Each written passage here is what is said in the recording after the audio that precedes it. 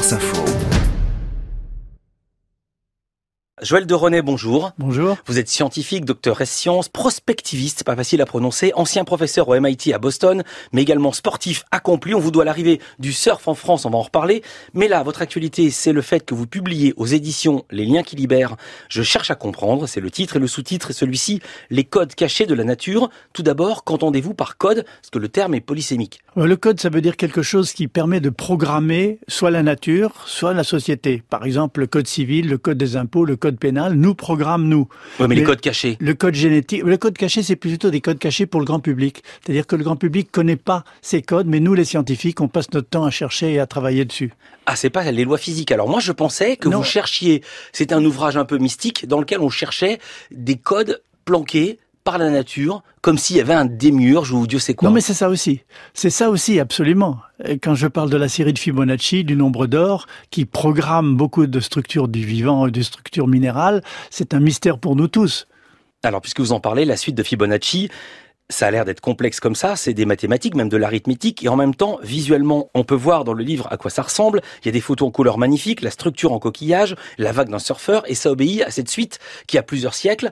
Comment on peut la définir? 1 plus 1 égale 2, 2 plus 1 égale 3, 3 plus 2 égale 5, 5 plus 3 égale 8. Exactement, vous l'avez très bien dit. Et puis surtout, le plus intéressant, si on divise le plus grand nombre par le plus petit, on obtient le nombre d'or, 1,6834, etc., qu'on appelle phi, pas pi. Pi, c'est 3,1416, mais phi, qui est le nombre d'or qu'ont utilisé des architectes, des musiciens et qui a passionné des gens comme Pythagore. Sauf que le nombre d'or, il faut avoir fait des maths, tandis que la suite de Fibonacci, c'est le nombre de pétales sur une marguerite.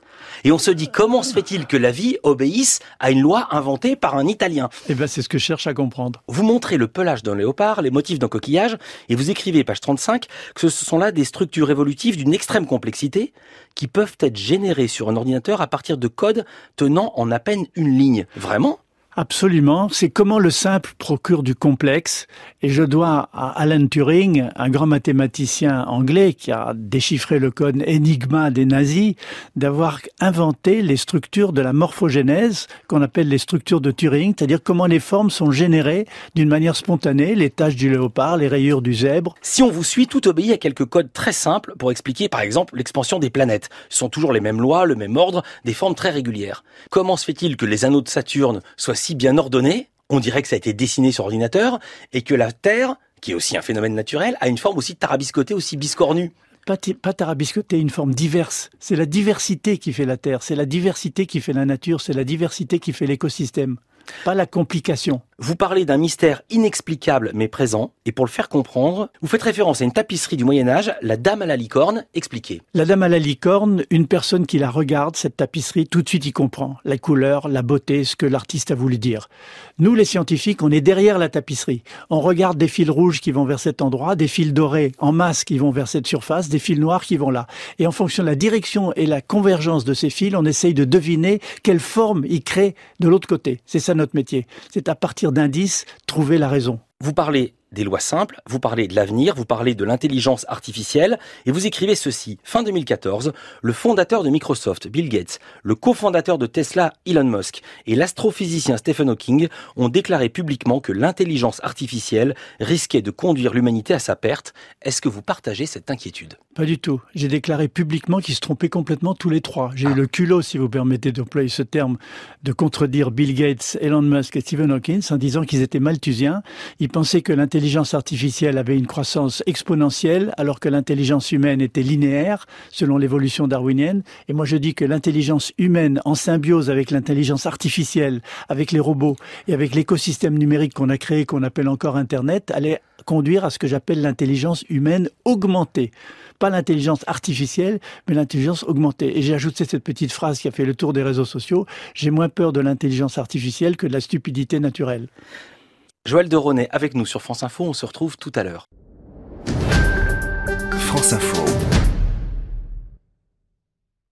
Joël de René avec nous, scientifique, docteur ès sciences, qui vient de publier Je cherche à comprendre. Le sous-titre, c'est Les codes cachés de la nature, et c'est aux éditions Les Liens qui libèrent. Depuis 40 ans, Joël de René, vous avez anticipé beaucoup de tendances de la société. C'est mieux ou c'est moins bien que ce que vous imaginiez? C'est ce que j'ai dit. En 75, quand j'ai écrit le macroscope, j'ai parlé du réchauffement climatique, des biotechnologies, de la révolution numérique, d'Internet. alors que personne n'en parlait. On est en 75. Donc ça s'est passé comme je l'avais dit. C'est d'ailleurs pour ça qu'on prête un certain crédit à ce que je dis comme prospectiviste, parce que finalement ça arrive. Récemment, vous dites n'avoir pas vu arriver les millennials. On peut dire ce que c'est les millennials.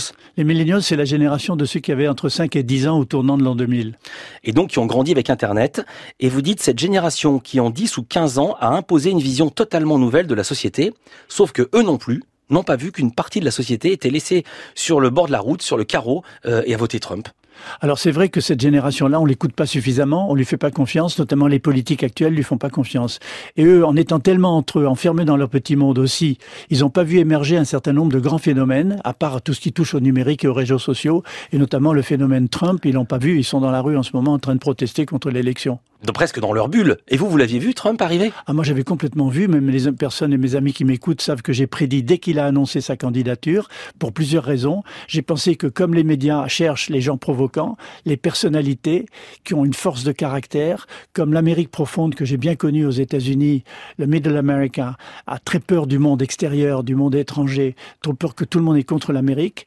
Donc j'ai prédit que cette personnalité-là, malgré tous les défauts que je lui trouvais, et je déteste sa politique, allait gagner les élections. Je l'ai dit avant tout le monde. Vous avez fait des paris? J'ai fait des paris que j'ai gagnés. Vous avez gagné quoi? J'ai gagné des déjeuners.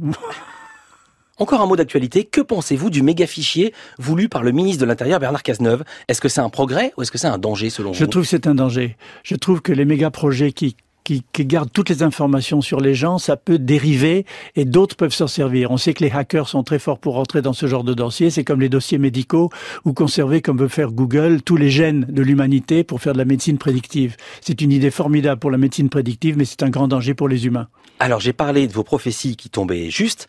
Parfois, ça tombe moins juste, Joël de Ronet. J'ai retrouvé un papier de Paris Match de mai 95. Vous prédisez la naissance d'un cerveau géant qui va dominer le monde. On peut dire que c'est Internet et le big data. Interview par les frères Bogdanov. Et vous dites, d'ici à l'an 2000, des bouleversements technologiques sont à prévoir. Bon, ça oui. Et vous annoncez plus loin, des êtres mi-robots se reproduisant et vivant avec nous. En 2000? Ouais, on les attend toujours. Oh, j'ai dit ça en 2000. Pour 2000, je me suis carrément planté.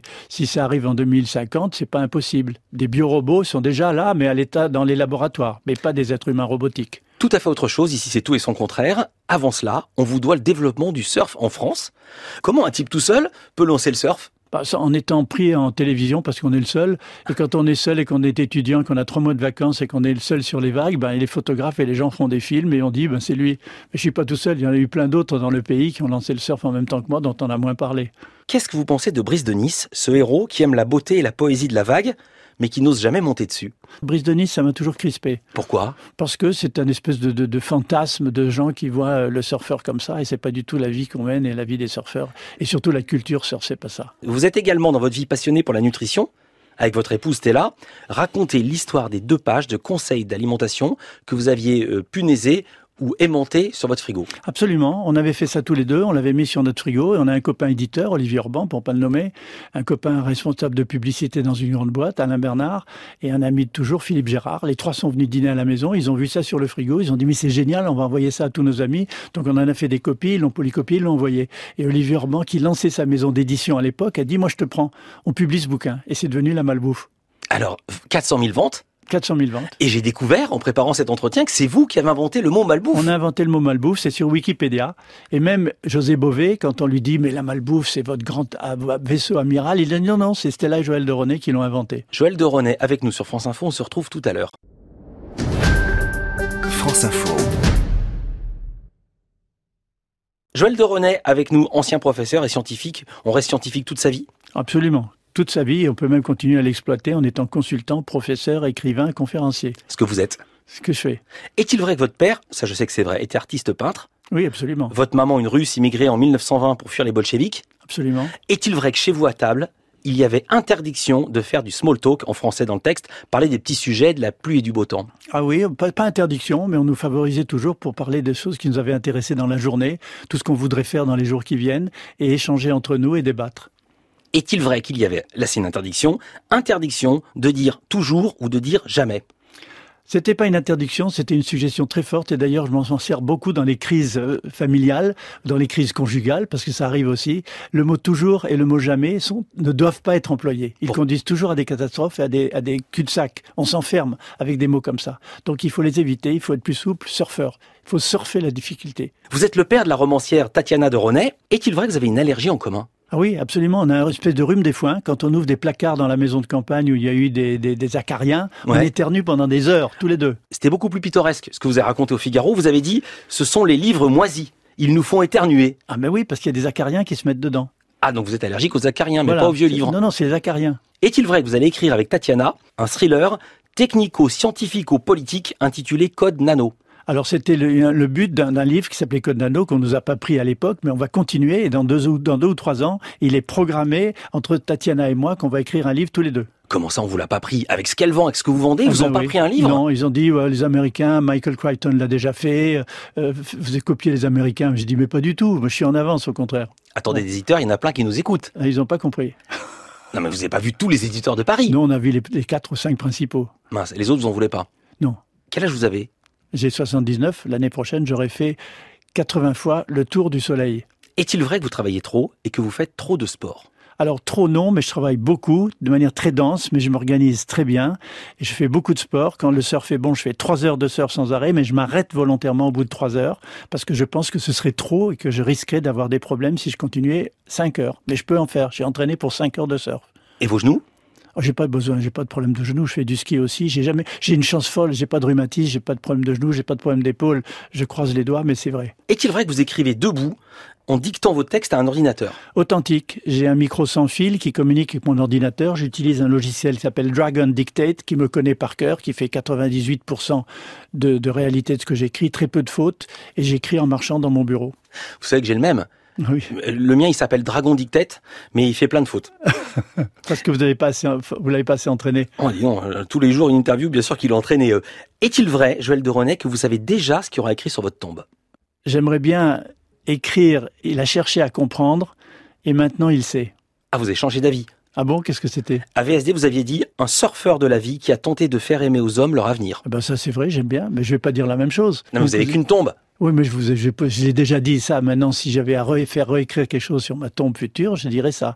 Il a cherché à comprendre et maintenant il sait. Joël de Ronay, vous lisez ce qui s'écrit sur vous dans la presse? Je lis les articles, parce que de toute façon, je les retrouve par les mots-clés sur Google. Non, parce qu'il y en a qui récusent volontairement, qui refusent volontairement de lire ce qui s'écrit sur eux. Ah non, moi j'aime bien. Au contraire. Et même les commentaires sur Twitter. Je tweete énormément et je lis les commentaires sur Twitter. Tatiana est ma coach de Twitter et elle retweet beaucoup de choses que j'écris et j'aime bien lire ce que les gens disent. La chose la plus fausse écrite sur vous dans la presse? Comme j'ai donné une leçon de surf à Catherine Deneuve et que la fameuse photo de Catherine et moi a fait le tour de tous les réseaux sociaux et le tour d'Internet, la chose la plus fausse, c'est de dire qu'on a eu une affaire ensemble. Et la chose la plus fausse, mais agréable, quoiqu'une affaire avec Deneuve, ça peut être agréable, mais la chose la plus fausse, mais agréable, écrite sur vous? Et que beaucoup de gens qui ont lu mes articles ou qui m'ont vu à la télévision disent « Ah mais c'est un futur prix Nobel ». Prix Nobel de quoi? Le prix Nobel de sciences, ou de chimie, de physique ou de biologie, mais c'est impossible. Quand on lit votre livre, on vous voit bien aussi pour le prix Nobel de la paix. Pourquoi pas, évidemment, nos prix Nobel scientifiques, il faut être dans un labo et continuer à faire des recherches de laboratoire, ce que je fais plus depuis longtemps. Merci beaucoup, Joël de Ronay, d'être venu nous voir. Merci à vous.